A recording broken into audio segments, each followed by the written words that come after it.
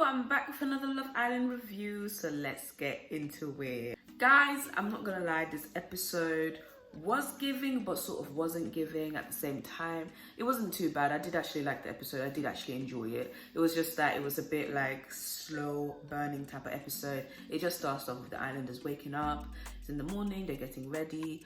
I do think that the boys were talking to Davide to just get to know like what is his head at, where is he going at in terms of Ekin, and he was just saying that, you know, they had a conversation, and obviously we all knew Davide still had a little bit of feeling, but Davide has pride. He was just like, nah, his ego was in the way for everything, and it was just like, no guys, I'm not interested, all that kind of stuff. But I feel like everyone in the nation knew that Davide still had like just a small speck of feelings for Ekin. I was rooting for them to get back together at the end of the day. Like, I felt like Ekin and Davide were definitely a match. Personally, for me, I feel like they were definitely a match.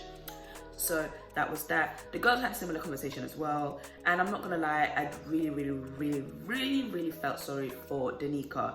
Danica, please, you need to download Shame. You need to download Shame, and I'll get into that in just a moment. So, Tasha and Andrew, then Dami and India then decided to have a breakfast together, which was also really cute. Dami and India, beautiful couple. There's nothing much I could say to them in this episode, other than the producers, you're not giving us enough. You're not giving us enough. We only had 2 scenes of Dami and India. That's the rest of them. We saw them plenty of a million times. So that was that. They made a breakfast, and then after that Andrew decided to speak to Danica privately and just said that he was basically ending it. He was like, listen, I'm not interested in you, Danica. All that split, that dance that you did, the jiggling of your bum, you gave your everything. Me, I'm not interested. I'm not interested in you at all, girl.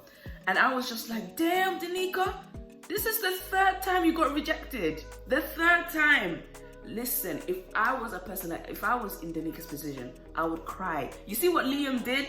I would do exactly what Liam did. Liam was just like, nah, I'm getting rejected left, right, and center, because I'm guessing Liam is not a person that gets rejected in the outside world. So that's why he left. But for me, I was just like, nah, I would leave that, I would break that villa down. Rejection is one of the most horrible feelings ever, and I would just have to break the villa down. I would just have to burn the whole place down. So that happened, and Danica still being herself, saying that, okay, the next person I'm going to move on to is Jay. But before I get into that situation, after that, they then showed me Paige and Jax. I'm sorry, I'm not really into Jax. The way he spoke to Paige yesterday was so disgusting, calling her pathetic, and then saying that the dancing gave him memory of when he was having sex with her. But the time Jax was in a relationship with Gemma, he said that it gave him memories of the time he had sex with Gemma, because Gemma was doing the sexy dance thing. And I was just like, what? So when I done the calculation, the time they were in a relationship, she was 16, so around 16, 17, you were having those type of things with her at that age, and you was 21. Police officers, Jax is in Spain. Come and collect him. He needs to get arrested. Anyways, people will just say that 16 is the legal age to have intercourse. But still, I'm just saying, she's a baby girl. At the end of the day, she's a baby girl. So that happened. Wasn't really much into that couple anyway. I like Paige. I don't like Jax. And to be fair, I don't like Paige that much, because Paige is now starting to show a little bit like sneaky behavior, and she's getting too close to Dami, and I'm not really liking that for sure. So that happened. Then yeah, there wasn't really much other than Ekin, she received a text saying that, you know, there's going to be a recoupling and the girls will get to pick. Obviously that gave girls the power, so that means Ekin, Antigoni and Danica all 3 of them were going for the same men, which were Jay, Charlie and Davide. To be fair, I don't think the girls wanted Charlie. I don't think Charlie was in the equation. It was just that everybody knew that Charlie wasn't gonna get picked, so it would have to land one of them basically. So it's just sad Like, Charlie is a good looking guy, but I feel like all the girls got an ick from him, especially from yesterday with his dance. He was so stiff that he couldn't move. And I was just like, nah. I was even cringing behind this, like the secondary like embarrassment. I was just like, yeah, I couldn't handle it when he was dancing. So that happened as well. Other than that, the recoupling, I was just like, hey, I wonder who's gonna pick who. Obviously, the couples that we know that was gonna be together, Jackson, Paige, Luca and Gemma, Dami and India, Tasha and Andrew. I actually wanted the producers to allow Danica to pick first. If Danica picked first, yeah, if she picked first, yeah, Andrew would have been swept away. But because like Andrew was pretty much like, I don't want you, the Danica sort of backed away. So basically then they picked, and then Ekin was the first one to pick out of the 3 girls, and Ekin picked Davide, and I was so happy. I was literally like, oh my god, finally they're together. Ekin, please don't break his heart, because I just feel like I really like them, even though they're so toxic. I really like how toxic they are. So I was just like, yes, bring in the drama, I really wanted them together.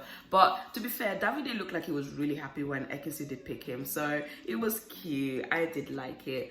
After that as well, Danica picked Jay, which was very surprising. I was just like, you guys only had one conversation. Jay even rejected her when she did have a private conversation with him before the text arrived. And Jay was pretty much like, no, I'm really interested in getting to know Antigoni, blah, blah, blah, blah, all that kind of jazz.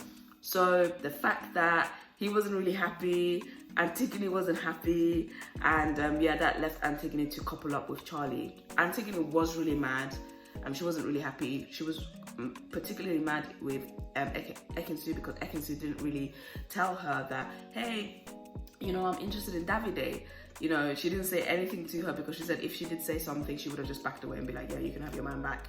And she was also annoyed with Danica because she was just like, Danica, there's nothing between you and Jay, so why pick him? You should have just picked Charlie. But I just feel like no one wants Charlie. That's the thing. So either way, like, Danica didn't want Charlie, you don't want Charlie, but someone has to be with Charlie because there's equal amount of boys and equal amount of girls in the villa. But yeah, after that, Danica and Antigoni squashed the beef. They were just like, we're really sorry. Jay wasn't really clear when he said something to me.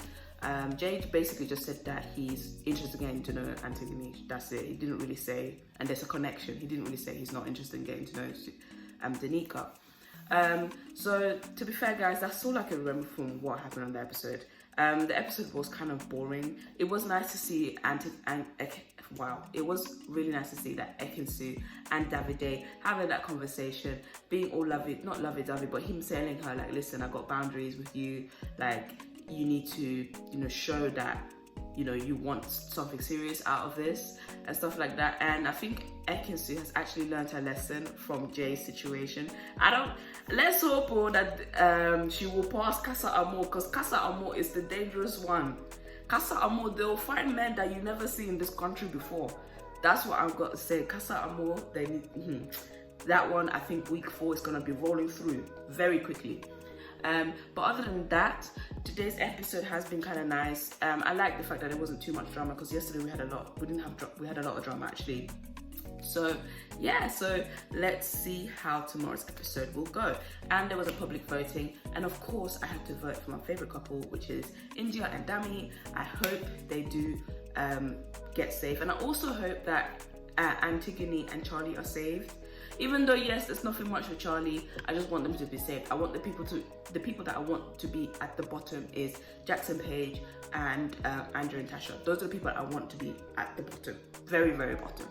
But other than that, guys, please don't forget to like, share, and subscribe, and do comment down below for any particular scenes that's happened that you really, really liked. And yeah, don't forget to share it with your friends. So, bye.